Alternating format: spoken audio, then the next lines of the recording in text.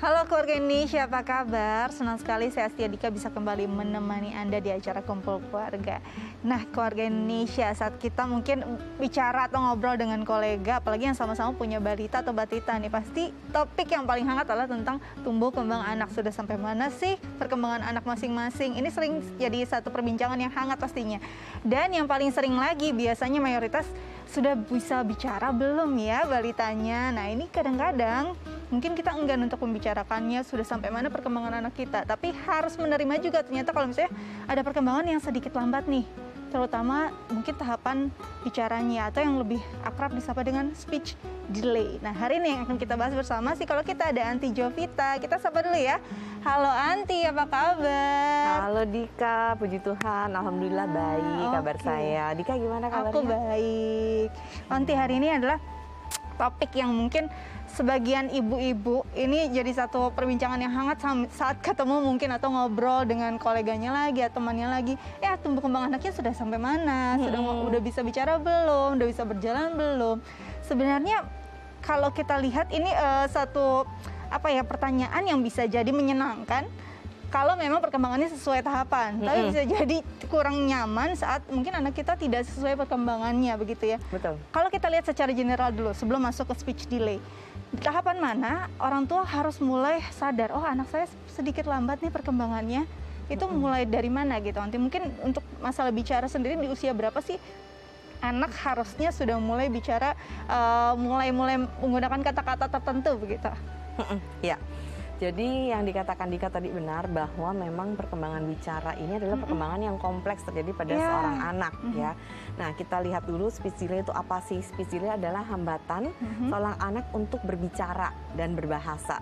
Nah, jadi kita pisahkan ada bicara, ada bahasa. Jadi ini dua hal yang berbeda dan tidak sama. Oh, berbeda ya? Iya, betul. Ya? Kalau bicara adalah bagaimana tadi dia menggunakan artikulasinya, menggunakan otot-otot rahangnya, mulutnya, lidahnya, langit-langit atasnya, itu terkoordinasi untuk kemudian mengeluarkan bunyi gitu ya, mengeluarkan suara gitu.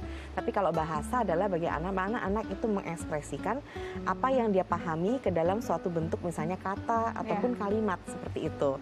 Nah, kalau kita lihat kapan sih seorang ibu atau seorang orang tua harus kemudian mulai waspada bahwa anak saya ini mengalami yang namanya keterlambatan bicara atau speech delay. Nah, kita lihat dulu dari perkembangan saat awal nih, pada saat bayi. Jadi pada saat 0 sampai 3 bulan itu seharusnya seorang anak itu sudah mencapai tahap yang namanya cooing. Cooing itu artinya dia bisa mengucapkan suku kata yang hidup, misalnya a, o, u gitu.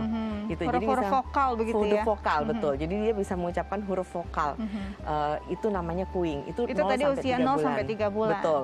Terus kemudian di 3 bulan pada saat kita mendengarkan kerincingan gitu ya di belakang misalnya kepalanya atau di dekat dia bisa menoleh ke arah sumber suara itu.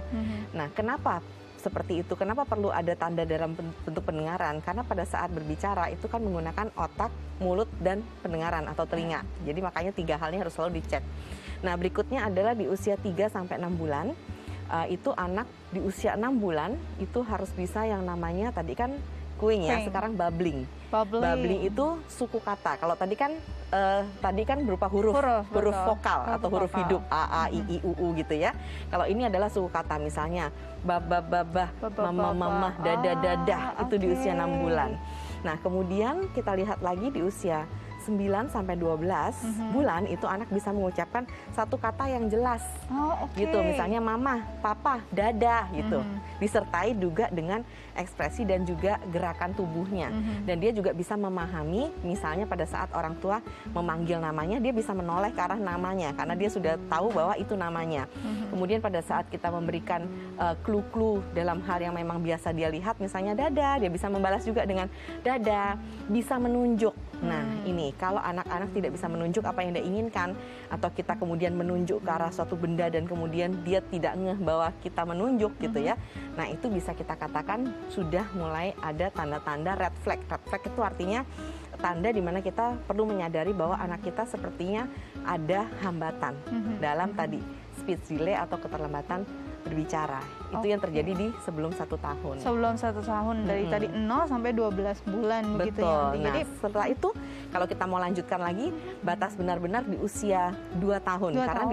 di 18 sampai 24 bulan itu anak mengalami yang namanya lonjakan. Oh, oke. Gitu. Jadi kalau kita lihat di usia 2 tahun dia harusnya sudah bisa mengemukakan atau bicara dan memahami satu kalimat yang isinya 3 kata. Misalnya mau minum atau saya mau minum, seperti itu. Saya mau makan seperti itu. Dedek mau makan seperti itu. Jadi 3. Jadi memang tadi berbeda akhirnya kemampuan bahasa dan bicara. Jadi Betul. mungkin bisa jadi belum bisa mengucapkannya tapi memahaminya itu sudah ada kemampuan bahasa sebenarnya ya Betul. Anti ya. Oke, ini makin seru, nanti kita lanjut lagi tapi kita harus jeda dulu ya Anti ya. Keluarga Indonesia jangan kemana-mana, tetap bersama kami di acara Kumpul Keluarga.